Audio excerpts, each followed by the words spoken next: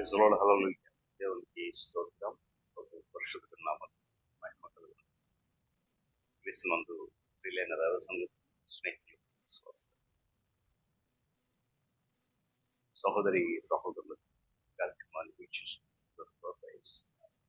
ప్రతి ఒక్కరికి ఆత్మీయమైన వారందరికీ యేసయ్య ఉన్నత నామం స్తోత్రాలు ఆయన తెలుసు. ఉదయకాల మరియు వందనాలు తెలియజేస్తారు. దేవుడు అద్భుతంగా ఆయన ఆయన పరిశుద్ధ నామం రండి. ఇది కూడా ఎదురు చూస్తున్నది అందరినీ ప్రేమతో ఆహ్వానిస్తున్నారు. అనుదిన అభివృద్ధి ఉదయకాలపు ధ్యానాలటువంటి కార్యక్రమంలో 10 రోజులండి వాక్యాన్ని ధ్యానించండి. దైవం అనే వ్యవస్థ దర్శించండి. దేని పక్షం వినండి, గ్రహించి వాక్యంలో పాల్గొచ్చు.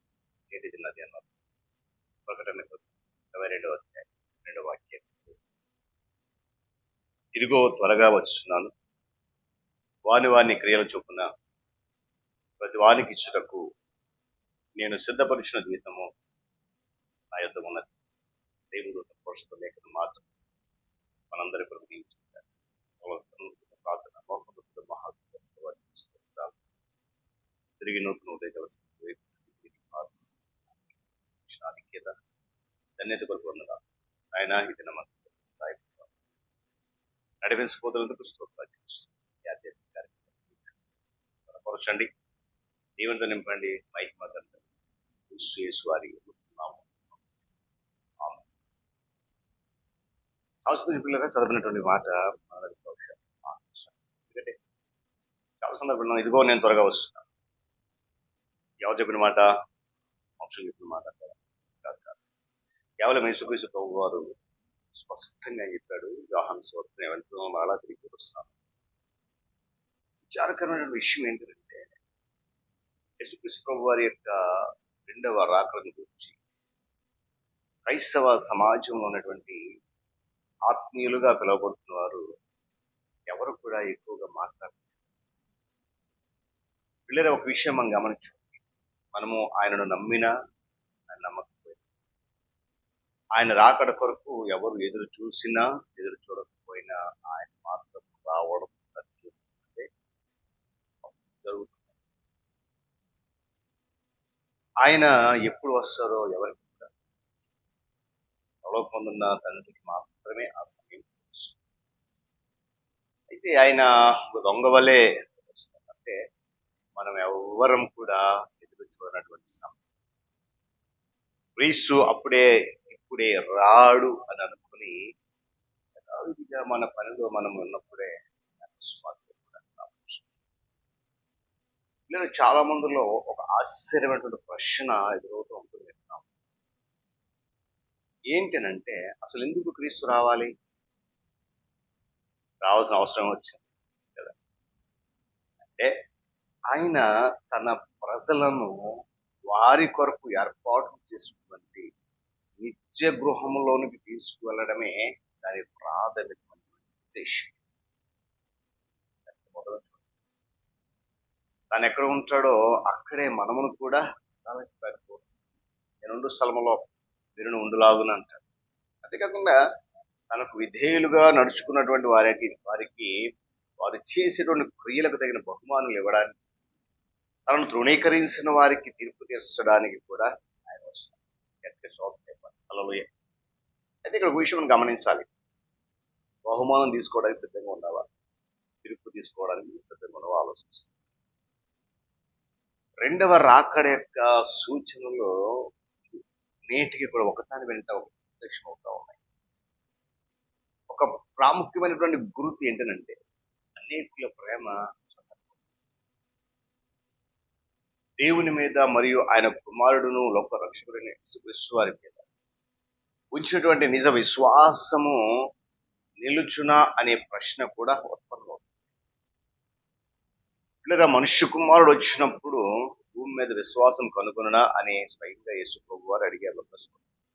కారణం ఏంటంటే అనేకులు విశ్వాసము నుండి తొలగిపోవడం మరియు ఆయన నిరాకరించడం జరుగుతూ ఉంది. అన్ని చోట్ల అబద్ధ సిద్ధాంతం అనేది వరద వలె నిండిపోయింది కనుక క్రీస్తు ప్రేమను ఎవరు కూడా ఆహ్వానించలేకపోతున్నారు. అందుకొరకే అనేకులు ఉన్నటువంటి ప్రేమ చాలా. అలాగైతే అనుకూల పరిస్థితులను గమనించినప్పుడు ఆయన అంటాడు, అంత్య దినములలో సర్వ శరీరుల మీద నా ఆత్మను కుమ్మరిస్తాను. ప్రవక్త యోవేలు చెప్పిన ప్రకారం ఇంతకు ముందు ఎన్నడూ కూడా లేనంతగా పరిశుద్ధాత్మ కుమ్మరింపు మనం చూస్తూ ఉన్నాం. చరిత్రలో ఎన్నడూ లేని విధంగా ఇప్పుడు సంఘ అభివృద్ధి కూడా వేగంగా జరుగుతాం. ప్రతిరోజు ఇలా చాలా సంఘాలు చేర్చబడతా ఉన్నారు. స్త్రీలు పురుషులు అనేక మంది. చూడండి, చైనాలో కూడా రోజు రోజుకి విశ్వాసులు పెరుగుతూ ఉన్నారండి. దేవుని స్తోత్రం చెప్పండి. నిజమే, ప్రభు నామం బట్టి ప్రార్థిస్తున్న వారు అందరూ కూడా రక్షించబడతారు. ఇందులో ఎలాంటి సందేహం లేదు, అనుమానాలు తావు లేదు. క్రీస్తు రాకడ కొరకు ఎదురు చూస్తూ మనము మన బాధ్యతగా పరిశుద్ధతలో నిరంతరము ఎదుగుతూ ఉండాలి. ప్రార్థనలో మెలకువ కలిగి ఉండాలి. ఆత్మల సంపాదనలో సవార్థికంలో చురుకుగా ఉండాలి. బోధకులకి యువరాజు అనబడినటువంటి చార్లెస్ స్పర్జన్ గారు చెప్పిన మాట ఏంటంటే, యేసుక్రీస్తు ప్రభు వారు తిరిగి వచ్చును అనే వాస్తవము ఆకాశం వైపు నక్షత్రం చూసినట్టుగా చూడటం కాదు, కానీ పరిశుద్ధాత్మ శక్తి పని చేయడానికి. కొద్దికాల సమయంలో నిశ్చయంగా త్వరితగతిన రాబోతుంది. అది ఎప్పుడు, ఎలా, ఎక్కడ అనేది ఎవరికి కూడా తెలియదు. కాకపోతే చేయాల్సిన పని ఏంటంటే సిద్ధంగా ఉందాం. ఎందుకో తెలుసా, అని అన్నాడు, వాని క్రియలు చొప్పున వారి ప్రతి వానికి ఇవ్వడానికి నేను చేతులు సిద్ధపరిచిన ఆయుధభద్రం నేను వచ్చినప్పుడు ప్రవేశిస్తాను కనుక ఉదయకాల సమయంలో నా ప్రియ దేవుని వల్ల మనం ఆయన చేత బహుమానం అందుకోవడానికి సిద్ధంగా ఉందాం. తీర్పు తీర్చుకోవడానికి సిద్ధంగా ఉండవు. ఎందుకంటే తీర్పులో రాకుండా మరణంలో నుండి జీవం దాటిన వాక్యం చెప్తున్నారు. కేవలము ప్రబోషినప్పుడు ఆయన దగ్గర బహుమానం కొరకు మనము ఎదురు చూద్దాం. ఆత్మ నింపుదలతో పరిశుద్ధాత్మ సహాయం పొందుపరుస్తాం. దేవుడి మాటలు మనకు తలలోంచి కనిపిస్తుందండి.